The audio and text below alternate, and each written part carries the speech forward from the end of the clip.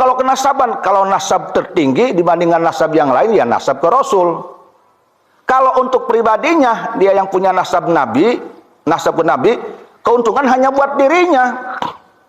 Oh, ada oknum Habib yang bodoh. Andai kata pun itu menjadi kemuliaan, mungkin dia punya keuntungan di akhirat, anak hanya untuk dirinya, gelar Habib untuk dirinya, keselamatan di akhirat pun hanya untuk dirinya. Tapi kalau ilmu, Ustadz Abdullah punya ilmu, bermanfaat untuk dirinya, bermanfaat untuk orang lain, yang menjadi muridnya menjadi orang yang takwa. Ilmu bisa membuat dia menjadi orang takwa sehingga selamat di akhirat. Tapi kalau Habib yang bodoh, kalaupun dia mempunyai keutamaan dari kehabibannya, paling untuk dirinya. Tapi kalau ilmu bisa memberikan keutamaan ke yang lain, bisa menjadi pintar, dengan pintarnya ngartinya ke agama, dia bisa menjadi orang yang takwa dan selamat. Oh, kalau kenasaban, kalau nasab tertinggi dibandingkan nasab yang lain, ya nasab ke Rasul. Kalau untuk pribadinya, dia yang punya nasab Nabi, nasab ke Nabi, keuntungan hanya buat dirinya. Oh, ada oknum Habib yang bodoh. Andai kata pun itu menjadi kemuliaan, mungkin dia punya keuntungan di akhirat, anak hanya untuk dirinya, gelar Habib untuk dirinya, keselamatan di akhirat pun hanya untuk dirinya. Tapi kalau ilmu, Ustadz Abdullah punya ilmu, bermanfaat untuk dirinya, bermanfaat untuk orang lain, yang menjadi muridnya menjadi orang yang takwa. Ilmu bisa membuat dia menjadi orang takwa sehingga selamat di akhirat. Tapi kalau Habib yang bodoh, kalaupun dia mempunyai keutamaan dari kehabibannya, paling untuk dirinya. Tapi kalau ilmu bisa memberikan keutamaan ke yang lain, bisa menjadi pintar, dengan pintarnya ngartinya ke agama, dia bisa menjadi orang yang takwa dan selamat. Maka lebih utama ilmu daripada nasab yang bodoh. Jadi jangan didengarkan ada oknum Habib yang ingin bangga bagai nasab tetapi tidak berilmu, yang mengatakan bahwa Habib bodoh lebih utama daripada yang berilmu 70 alim 7 kiai.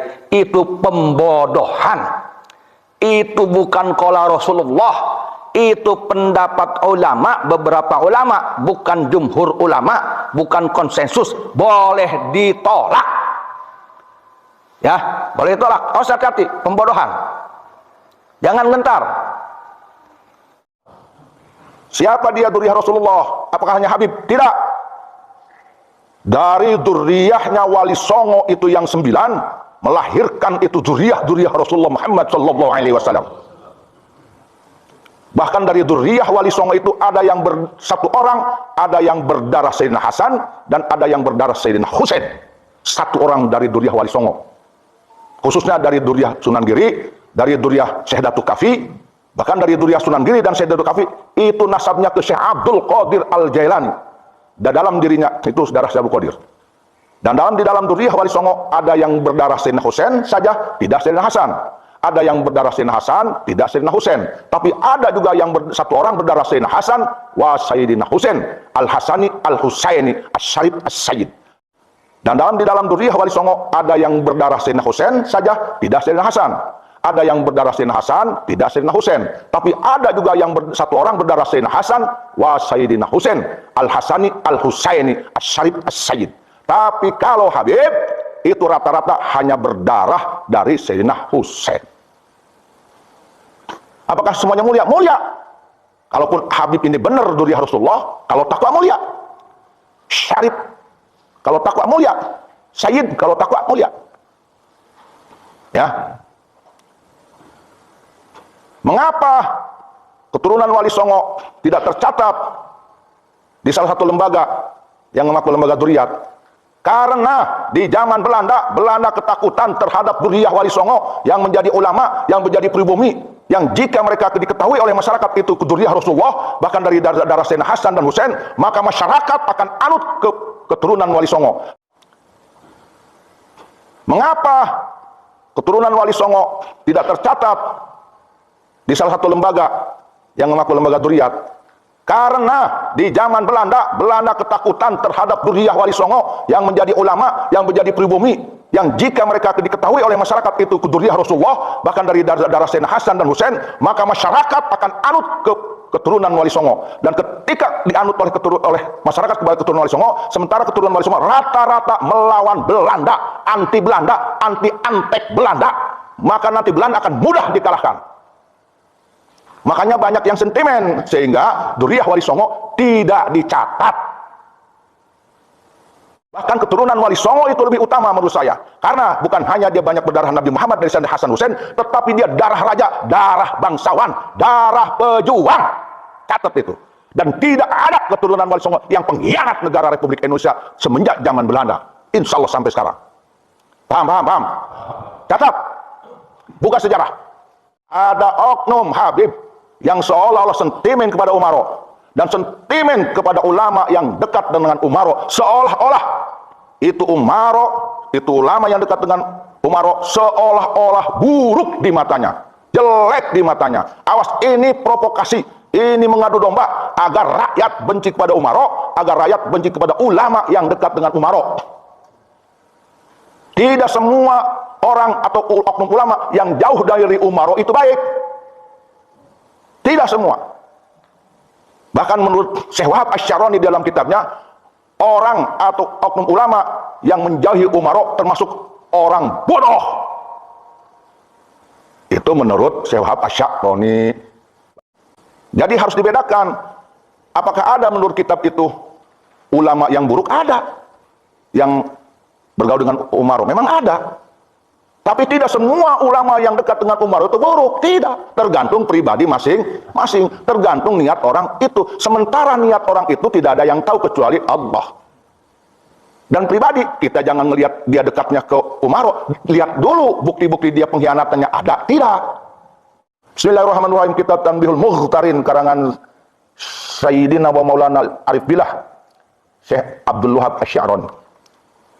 Bismillahirrahmanirrahim. Wa min akhlaqihim radhiyallahu taala anhum, dan di antara akhlak-akhlak para ulama sufi yang Allah ridho kepada mereka, hajruhum li akhihim, mereka itu tidak mau kenal, tidak mau akrab, tidak simpati terhadap sesama saudaranya, sesama ulama tasawuf. Kenapa? Idza khalatul umara'a, tatkala si ulama itu dekat dengan umaro. Nah, di sini kholato, mukholid, artinya mukholid bukan kenal, mukholid bukan dekat, mukholid mah oknum ulama yang nurut aja kepada ketentuan oknum umaro yang ketentuannya, keputusannya buruk, dolim, nurut aja, itu mukholid. Ada keputusan dihalalkan judi, nurut, menghalalkan, fatwanya halal, padahal mah judi. Nah, itu namanya ulama yang, tapi kalaupun dia kenal akrab dengan oknum umaro, tetapi dia tidak mukholid, tidak mengikuti keburukannya, bahkan menasihati, itu tidak mukholid. Apa itu mukholid? Kalau mukholid kiasnya seperti gula dicampur dengan teh, nyatu itu dengan teh, kelihatannya teh doang. Gula dicampur dengan kopi, kelihatannya kopi, gulanya hilang. Kalau ulama yang mukholid dengan oknum umaro yang dolim, artinya ulama tersebut ketika bercampur dengan umaro, dekat dengan umaro, maka dia mengikuti apa-apa keburukan, kejahatan oknum umaro, itu namanya mukholid. Baru ulama masuk. Sekalipun dia akrab dengan umaro, dekat dengan umaro, tetapi dia tidak mendukung keburukan, bahkan menasihati umaro agar lurus, mendukung kebaikan umaro, itu tidak mukholid, itu mujawir. Ya. Wa taraddada ila abwahihim, dan oknum ulama tersebut yang mukholid dengan umaro yang tadi yang dolim, yang dia pulang pergi ke kantor atau ke rumah umaro hanya untuk mengkhianati rakyat, itu yang tidak boleh. Tapi kalaupun datang ke kantor umaro, ke rumah umaro, tapi untuk kesejahteraan rakyat, itu tidak buruk, bukan ulama suh, bahkan dia ulama Allah. Ya, datangnya itu ke kantor umaro li ghairi daruratin syar'iyatin, dengan tidak ada urusan-urusan yang dibenarkan oleh syariah. Tidak ada kemudaratan yang perlu dilakukan menurut syariah. Wala limaslahatin, yang tidak ada kemaslahatan untuk umat, berarti untuk nafsu. Seperti halnya apa kemaslahatan umat? Al-qiyamihi bil amri bil ma'ruf, seperti menegakkan amar ma'ruf, tidak ada dia untuk itu, malah menegakkan mungkar, baru itu ulama masuk. Tapi kalau dia ulama datang ke umaro dengan kemaslahatan, mengajukan, menyarankan untuk kesejahteraan Banten, kesejahteraan Indonesia, kesejahteraan guru-guru agama, kesejahteraan pondok pesantren, masa itu su? Yang bilang ulama kepada ulama tersebut su, berarti otaknya kurang encer.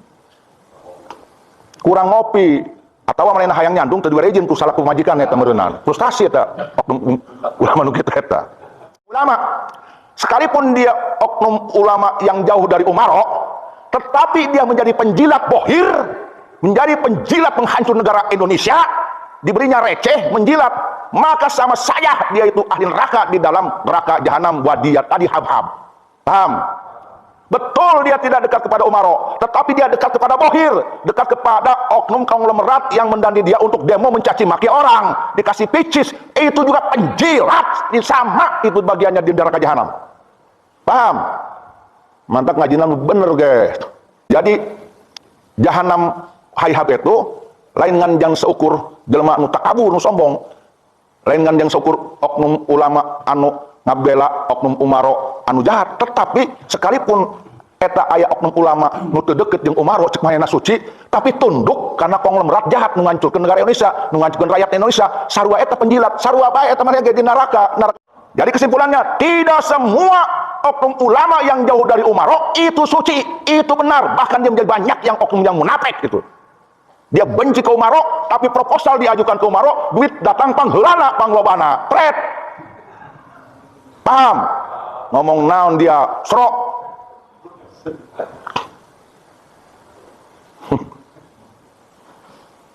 Banyak oknum yang anti umaro, yang mencaci maki umaro. Ternyata di dalamnya dia frustasi. Kenapa? Karena tidak dikunjungi oleh Kapolda. Kapolda yang baru tidak berkunjung ke pesantrennya, marah. Akhirnya dia demo-demoan. Sama aja itu penjilat. Lebih utama ulama yang dekat dengan pemerintah, tetapi dia membantu program pemerintah yang berbuat kemasyarakatan. Contoh, ketika di Banten ada aliran sesat, umaro kan tidak ngerti agama. Ini sesat atau tidak, dia tidak paham. Lebih utama ulama yang dekat dengan pemerintah, tetapi dia membantu program pemerintah yang berbuat kemasyarakatan. Contoh, ketika di Banten ada aliran sesat, umaro kan tidak ngerti agama. Ini sesat atau tidak, dia tidak paham. Maka umaro pasti memanggil ulama untuk datang ke rumahnya bertanya, ya Pak Kiai, bagaimana ini ajaran seperti ini, sesat atau tidak? Sesat atau tidak? Nah, nanyanya ke ulama. Nah, ulama kan datang ke kantor umaro, dijelaskan oleh kiai, itu Pak Gubernur, Pak Bupati, Pak Presiden sesat. Oh, kalau begitu larang, dilarang. Masalah tidak? Bagus tidak? Oh, ada oknum yang mengatakan kalau ada ulama dekat dengan umaro itu ulama munafik dan pengkhianat, salah tidak itu? Salah tidak? Salah tidak? Jadi kalau kita tetap berprinsip memuliakan orang itu, yang pertama karena akhlaknya, yang kedua karena ilmunya, baru itu dilihat. Apalagi dia berakhlak berilmu, ya dzurriyyah Nabi opat sehat 5 sempurna, itu yang utama. Oh, itu bukan dzurriyyah Nabi, tetapi dia punya ilmu dan akhlak, ikuti, gurui. Oh, itu dzurriyyah Nabi Habib, tapi tidak berakhlak, tidak beradab, tinggalkan. Oh, Rasul nanti marah, kata siapa? Tuh, dari mana dasarnya? Dari jonggol. Rasulullah Muhammad sallallahu alaihi wasallam tidak akan tojaiyah dengan Al-Quran, tidak akan tojaiyah dengan Allah subhanahu wa ta'ala. Allah sudah jelas mengatakan akramakum indallahi atqakum. Nabi Muhammad tidak akan tojaiyah, maka Nabi Muhammad pasti akan memuliakan siapa dia yang takwa, sekalipun itu bukan duriannya. Kalau takwa, Rasul muliakan. Sekalipun itu duriannya, kalau tidak bertakwa, membuat kemudaratan, kerusakan di muka bumi, menjadikan di muka bumi ada fitnah syara, maka Rasul tidak akan mengakuinya. Tidak mungkin ucapan Rasul, akhlak Rasul bertentangan dengan Al-Quran, karena akhlak Rasul adalah akhlak Al-Quran. Dari mana datangnya? Kalaupun itu Habib, dosa, bermaksiat, mabok, lebih mulia daripada ulama kiai yang pakai sorban. Kan itu bertentangan dengan akhlak Rasulullah. Serok, ngaco. Jangan mau digembosi di doktrin, oleh doktrin kualat, oleh doktrin laknat, oleh doktrin tidak akun Nabi. Dusta itu rata-rata. Jadi jangan kamu terdoktrin dengan seolah-olah tidak ada ajab, tidak ada durhaka, tidak ada laknat Allah bagi yang bergelar siapapun dia habaib, walaupun dia pendosa. Itu dusta, doktrin jahat itu. Sesat. Jangan didengar yang kayak gitu. Jadi kita hati-hati. Hati-hati. Sekali lagi saya tekankan, di Indonesia ini zuriyah Rasul banyak. Dari keturunan Wali Songo, justru itu ada keturunan Syekh Abdul Qadir Jailani, keturunan Sayyidina Hasan. Harus hati-hati. Tapi bahkan itu katanya tidak tercatat di salah satu nakobah. Betul. Pertanyaannya, kenapa bah tidak dicatat? Siasat Belanda. Untuk apa bah? Sengaja agar keturunan Wali Songo tidak diketahui oleh masyarakat bahwa di Indonesia tidak ada keturunan Wali Songo. Kenapa sebabnya bah? Karena Belanda tahu bahwa yang banyak melawan Belanda itu ya keturunan Wali Songo yang api perjuangannya tidak bisa dipadamkan, tidak bisa, tidak nyerah oleh diberi medali oleh Belanda, tidak nyerah oleh diangkat jabatan oleh Belanda. Itulah keturunan Wali Songo. Tapi kalau keturunan sebelah ada yang taluk diberi medali oleh Belanda. Tapi kalau keturunan sebelah ada yang taluk diberi medali oleh Belanda. Bung, keturunan sebelah ada yang nyerah karena diberi jabatan oleh Belanda. Makanya perlawanan Cilegon tidak berhasil. Ki Wasid dipancung. Makanya perjuangan Banten ketika itu dipimpin oleh Syekh Abdul Karim Tanaro dan yang lainnya dengan instruksi Syekh Nawawi Tanaro ahli tarekat tidak berhasil karena adanya antek yang diberi jabatan mufti oleh Belanda. Dikatakannya bahwa itu perjuangan oleh ahli tarekat itu sendiri salah, maka masyarakat tidak ikut ke ulama-ulama tarekat, mendijelekkannya tarekat. Nah, makanya perjuangan pemberontakan petani di Banten tidak optimal. Paham? Kalian sudah tahu siapa pengkhianatnya? Satu tuh, Banten dikotori.